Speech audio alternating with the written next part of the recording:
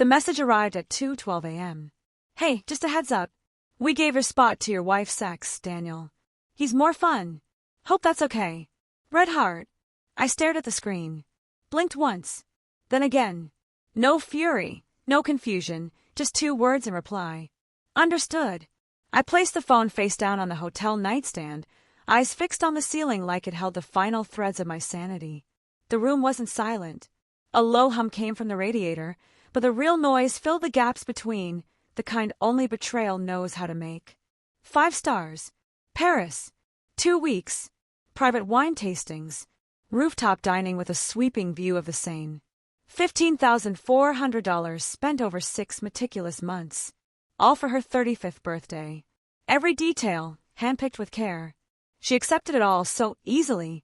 When I hit cancel trip in the booking app, it happened. That quiet, internal shift. No rage. No tears.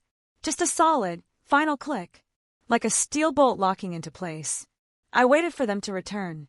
I didn't turn on the lights. I stood hidden behind the curtain as their Uber pulled into the drive. She laughed as she stepped out.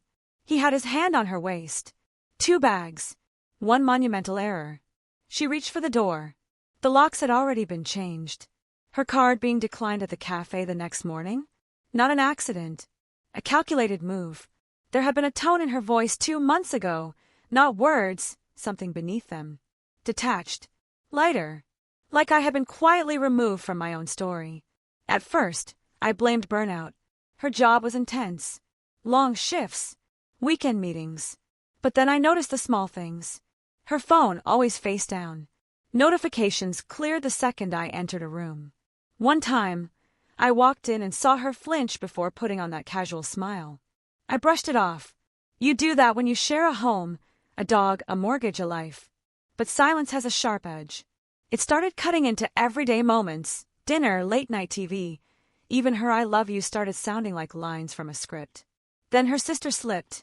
We were chatting when she casually mentioned the lake weekend, one my wife told me she'd spent with her mother. I didn't flinch. Just smiled. Right. The lake. That wasn't a confrontation. It was the first crack in the glass. Inside, I was already reassembling the puzzle, going through every calendar entry, every receipt, both hers and mine. I said nothing.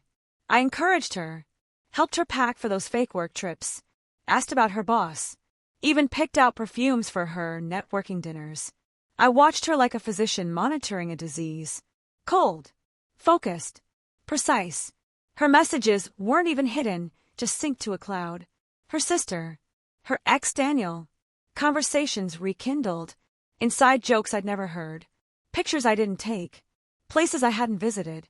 The worst part, she forwarded him my Paris plans, called it their fantasy trip, said he'd look better than me in those French cafes. She had no idea I read it. I never said a word, just quietly started canceling everything. Airline tickets, hotel rooms, dinner reservations, private tours, refunds where I could, losses accepted where I couldn't. But I left one piece standing, a $900 reservation for her birthday night. Eiffel Tower view. Let her get ready. Let her show up. Let the city deny her access. She came back from the trip sun-kissed and clueless. Daniel didn't walk her to the door. She tried her key once, then again. Nothing. Then she rang the bell. I watched from the camera feed. She never knocked. Never called. Just sent a message. Hey, I think something's wrong with the lock. I waited 2 full hours before responding. Nothing's wrong. You don't live here anymore. Her reply came quick. What are you talking about? I told her. Check your bank account.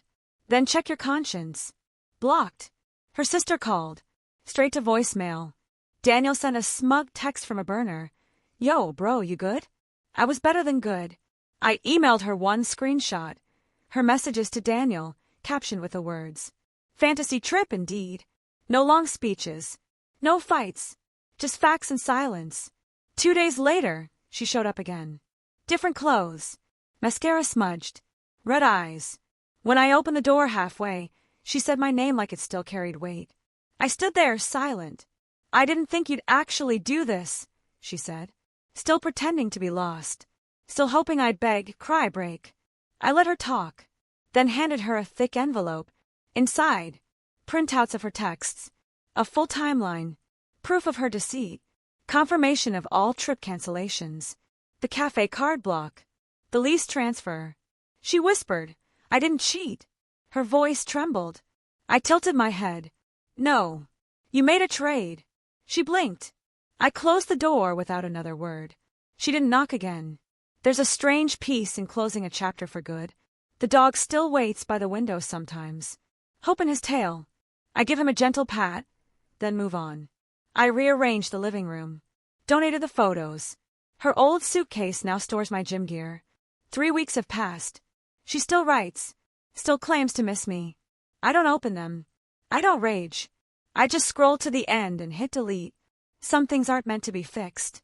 Some truths are best left ice cold. She took Paris. I got closure. And when she handed my place to a ghost from her past, I answered with 2 words. Still true today. Understood.